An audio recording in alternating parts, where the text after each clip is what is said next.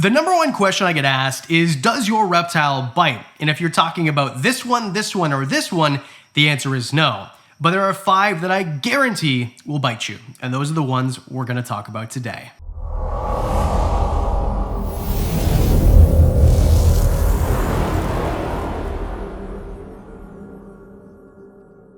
Just to be clear, this isn't to hate these reptiles or say don't get them or they're bad or no one should have them. This is more of, hey, these are a challenge. These animals can be tamed out. They can be great animals, but most of the time they're not going to be easy. The difference is if you get an animal like a bearded dragon or a leopard gecko, ball python, corn snake, those animals are very unlikely to bite you. They're really easy to make into handleable animals where you just hand them to a kid and don't have to worry about it. These 5 animals, I wouldn't hand to my kid. Well, except for number 3, but that's a different one. Let's just get started. Number 5. Blood pythons. Now, blood pythons get a bad rap for being very cantankerous, angry, aggressive. And they're not aggressive. These animals aren't out to hurt you. Nothing on the list is aggressive in that they want to hurt you. These animals are more defensive. And the reason is, especially in the past, up until very recently, most blood pythons were wild caught. And in general, a wild caught animal had to live in the wild. It had to defend itself. It saw predators. It had those natural instincts. And as you breed them in captivity, generally, in some instances anyway, Burmese python's a great example of this, the further they get away from their wild caught ancestors and the more generations you breed them, usually the more calm they're going to be. Burmese pythons are known as puppy dog tame, the gentle giants, but it wasn't like that 20 years ago. Blood pythons now are becoming much more popular. So blood pythons, which if you don't know what they are, this is like a sausage with teeth. A bitey boy sausage is what this is, okay? This is an animal that is gonna be sometimes 30 pounds if you get a really big one, but they're only gonna be 6 feet. Sometimes 4 to 6 feet. And of course, not always 30 pounds. Most of the ones I see are 10, 15 pounds, something like that. Very similar body structure to something like a Dumerl's boa, which is a much better option, by the way, if you want an animal that you can handle and don't have to worry about getting bit by that much. But the difference is Dumerl's boas always look like this. And if you want something that looks like this, you have to get a blood python. Now, blood pythons and short-tailed pythons, Borneo short-tailed pythons, I'll put here, they're Asian pythons. They're stocky, they're cool, but they're very quick to bite. And even though they look a little chubby, let's say, they are quick. They are little pistols, okay? These things are fast, but there's lots of different morphs. And because there's so much captive breeding going on, I think the bitiness is starting to be bred out of them. Not selectively, we're not creating a new dog breed here, but just in general, it seems like they're a little bit easier to handle than they once were, and maybe they can be, and there are people who put a lot of work into them, and certain individuals just become puppy dog tame like a ball python would be. Number 4, Nile monitors. Now, I'm gonna edit this video myself, but the editor who normally edits these videos has a Nile monitor. He doesn't know that I'm going to talk complete crap about this species, but these are maybe the meanest of all the monitor species in general. By meanest, I mean just most likely to have a short temper and be more defensive than others. If you get something like a water monitor, a lot of the times Asian water monitors are really chill. They're really cool, but they're big, way too big for most people to have. So if you wanted an Asian water monitor that didn't like water as much and comes from Africa instead of Asia and just way more difficult to deal with, then get a Nile monitor. I can't think of another reason why you'd get one, to be honest. If you can, let me know in the comments section below. And the reason the Nile monitors sometimes, well, almost always have this attitude is because, well, they are almost always wild caught. There's very little Nile monitor breeding, and it makes sense. These are they're Africa's biggest lizard, okay? Like sometimes 6.5 feet long, usually closer to 5 or 6 foot, sometimes 15 pounds or heavier, okay? They're big, their teeth are crazy, and they are a monitor species, so you know what's going on in their mouth. Lots of bacteria. The point is, these things are not for most people. So if you are most people and they're not for you, you can tame them out. It's just gonna be way more difficult. So if you want a big challenge, a Nile monitor might be for you. Hey, just a quick thank you, not an advertisement. If you want to win this giant prize pack, all you have to do the free way, if you subscribe to Facebook, TikTok, Instagram, and on this video, comment prize pack with a random 3-digit number. I'm gonna pick it out of a hat on August 2nd, and you win a giant prize pack. Completely free to enter. Or if you want better odds, join the Patreon, and again, we'll do a second draw on Patreon, and your chances right now are 1 in 350, so much better odds. Number 3, White's tree frogs. Hold on. Adam, what do you mean? It's a little tree frog. Okay, so they don't really have teeth in the way that you think of teeth most of the time, so they're not going to hurt you. The reason they want to bite is because they think everything is food. But it's not scary, it's freaking adorable. They're so cute. They just go ahead and try to eat basically everything. It's not gonna hurt you. It might scare you if you aren't used to that, but most people, when I see them trying to get eaten by their White's tree frog, are laughing all the way through it. I'm throwing this in there because I think it's kind of like a cutesy thing, and I'm not trying to demonize animals, okay? Just because something's trying to bite you doesn't mean that it's a demon and you should be afraid of it. Sometimes it's just kind of cute, like these animals here. I have White's tree frogs. They're loud, they croak, they sound like a dog barking, kind of like a dog sneezing. You ever hear that reverse sneeze that dogs do sometimes? So I think that they're cool, and I actually move them from this room because as soon as my voice starts, they start going crazy. As you can see in this video right here, where I have to cut it every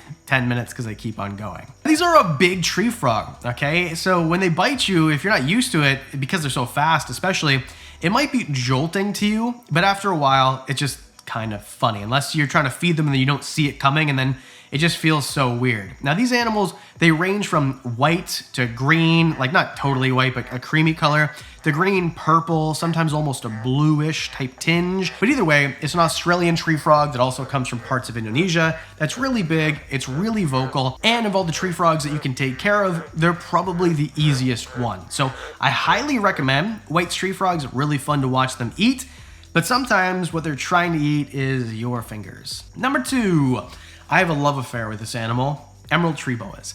Now, most of the time, I don't keep animals I can't handle.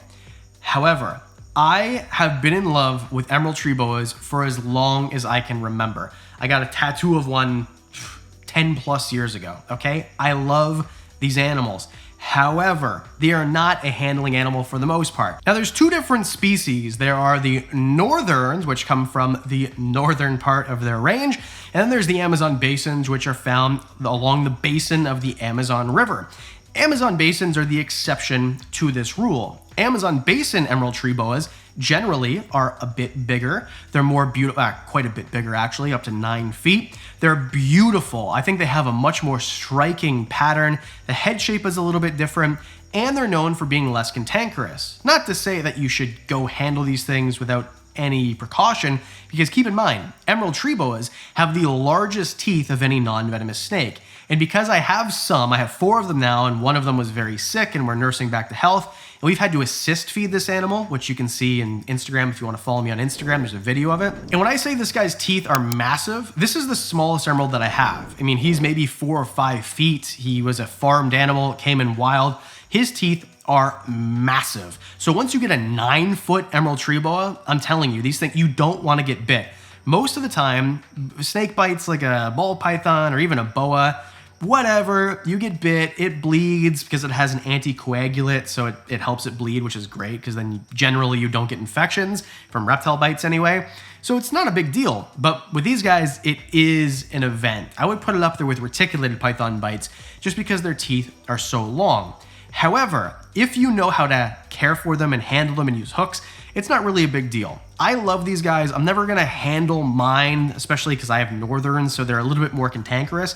And when I say a little bit more cantankerous, I mean they want to bite you. And it's just because they are small in a big world. They're an arboreal snake. They're fragile because arboreal snakes have to be a little less heavy-bodied, right? In comparison to a lot of other snakes. Not that they're shoelaces or anything, but they're a little bit more fragile, so they're more scared.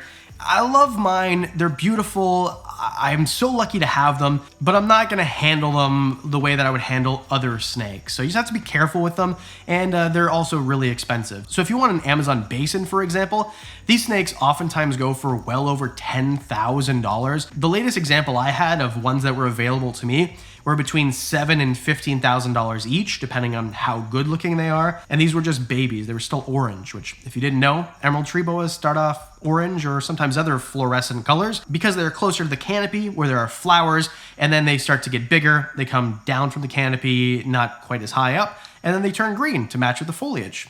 Now you know. Anyway, the point is, amazing display animal, but don't put this in your kid's bedroom to play with when you're not around. I mean, don't put any snake in your kid's bedroom for them to play with when they're not around, but especially not an emerald. And number 1, snapping turtles. The number 1 comment I get when I talk about snapping turtles, well, what about Clint's Reptiles? Clint has a snapping turtle that he loves and holds, and there's another guy on TikTok who does. Keep in mind, this is the exception to the rule. This is the example I always use. A snapping turtle is likely to be very bitey, and if they do bite you, it's gonna be a big problem. Just like saying a human male is likely to be 5'11" or 6 foot tall. Just because I say it's likely to, you don't point and be like, well, Shaquille O'Neal, he's, yeah, there are exceptions to the rule. Just like there are exceptions to emerald tree boas, which are fine. Amazon tree boas, I know I'll get flack for this. Some of them are really great, even though most of them aren't. Everything on this list has an exception. Exception. But the reason that I'm talking about snapping turtles is because, well, and I'm talking about common snapping turtles more than alligator snapping turtles. There is a big difference. These animals are likely to bite and it hurts. A common snapping turtle, a really big one, might be able to take your finger off. Can you make him snap?